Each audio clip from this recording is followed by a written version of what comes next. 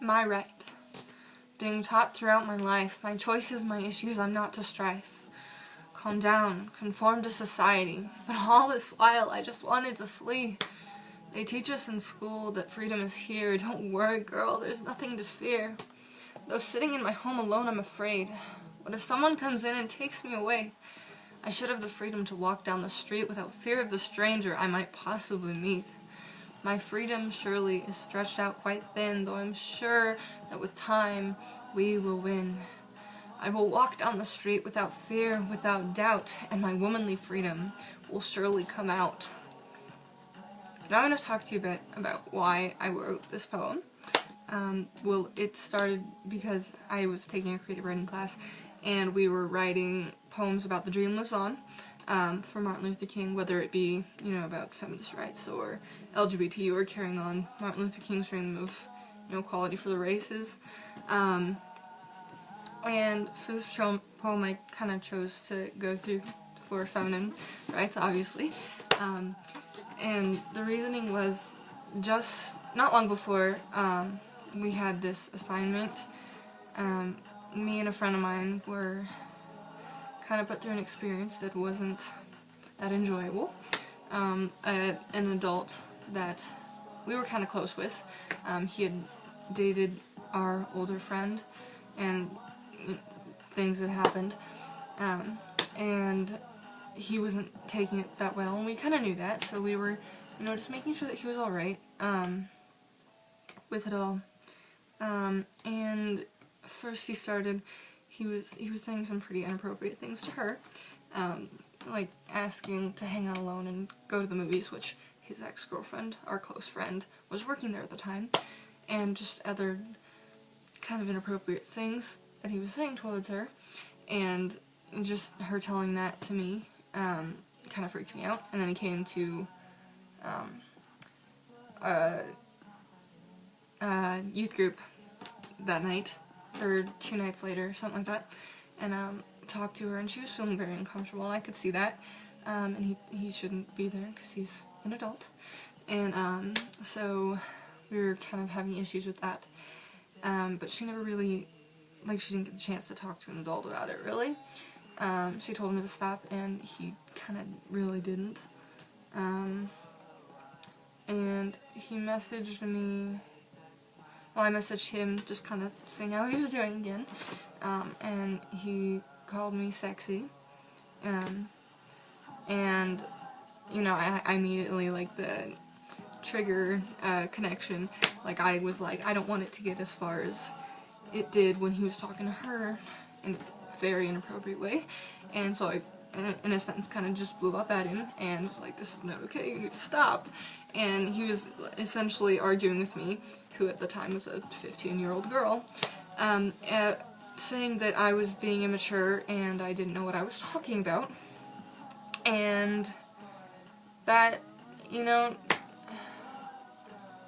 what I was saying to him was very rude, when all I was saying was, don't talk to us like this, it's not okay, it's creepy, and, it's not okay, and that was really all that I said.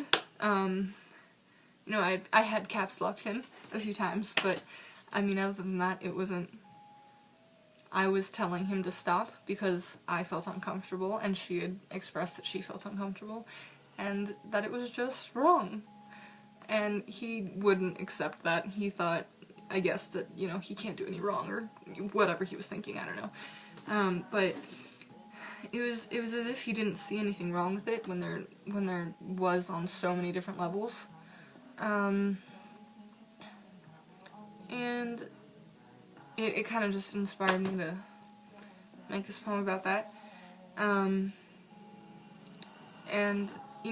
nothing really happened. We talked to the friend that had dated him, and then we got in contact with a few more members of the church that we were really close to and trusted, and so, our friend that he had dated, the youth pastor, the children's ministry pastor, I know his mom, and, I don't know who else, but had talked to him, and basically, I know he was told that he's not allowed to talk to us, like, no matter what, but, I mean,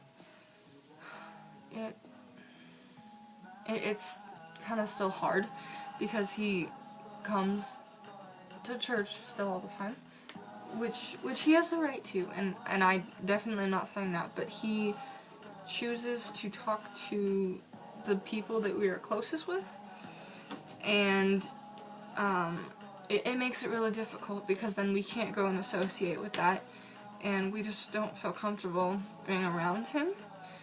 But he seems to just not really care about how we feel, as was made evident in the messages that he sent to us. And another one kind of connects to the poem that I posted a few days ago, called Numbers, which at the very end I was talking about him, and he was saying that I was not mature, you know, because, I mean, in all reality, it is true that the world only takes you seriously with your age. The world really doesn't take you seriously if you're younger, which is really hard, because as a younger person, like, people just think that you're stupid automatically, or that you're not smart, or that you just can't stand up for yourself, or you're not mature, or anything like that, which is completely untrue, because the people that I associate with, the people that I know, and so many others, are so wise and so knowing and so far more mature than their years could ever define them as. And I just don't understand why society doesn't accept that. And, like, for him, example, a lot, like, I know just from other experiences and stuff, like, college students really don't take people younger than them seriously, which is kind of difficult,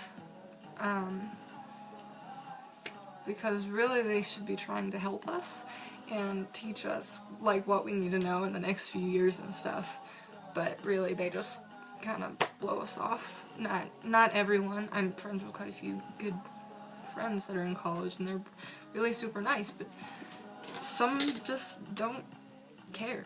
They think we're immature and that we don't know anything about the world, but frankly that's just not true, and I wish that people would take us more seriously.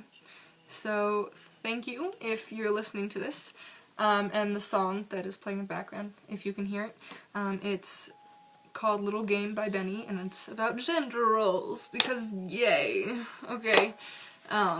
So yeah, once again, thank you for listening, and I hope you have a wonderful day. Thank you.